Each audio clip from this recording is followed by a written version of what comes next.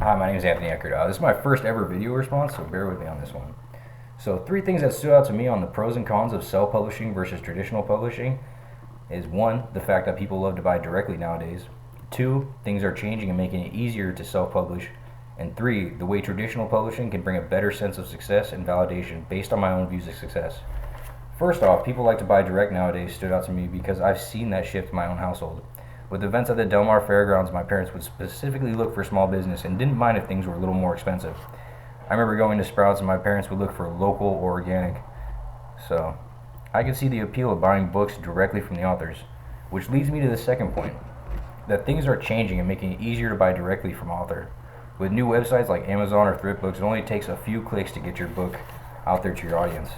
Also, with the addition of Kindles and e-readers, books that people can instantly download without having to print out a book makes it a lot cheaper and easier for authors.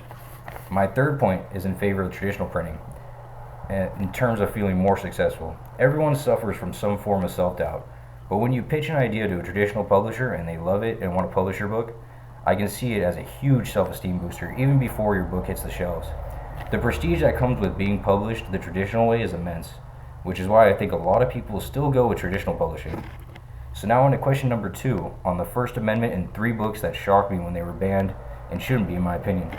I chose to start off with The Kite Runner by Khalid Hosseini because I read this book and I remember its story to this day even though I read it 5+ years ago.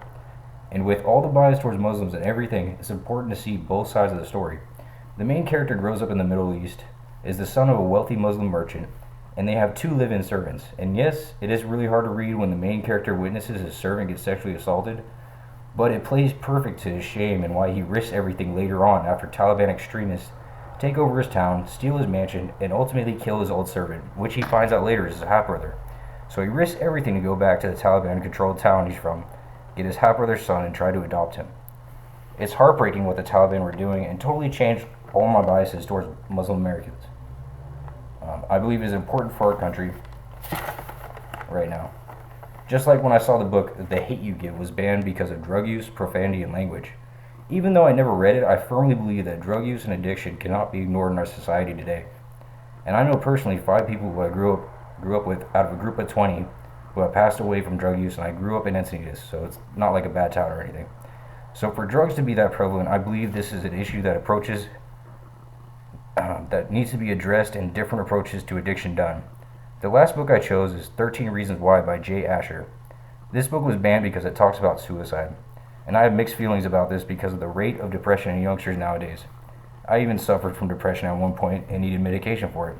And hearing stories of people who committed suicide and personally attending funerals where someone I knew closely overdosed, which is a form of suicide, and seeing the sadness from the family and the pain it brought everyone, I still question if I could have done something to help.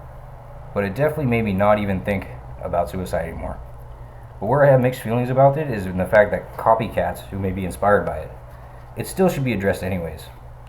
So last question, Johannes Gutenberg's invention of the printing press revolutionized books so they weren't just available to the wealthy.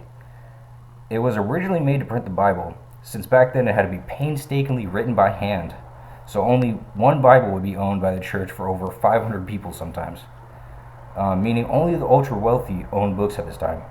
With the printing press though, it made books much more available to the common man, thus making books a form of mass media. Thank you for watching my video response and have a wonderful day.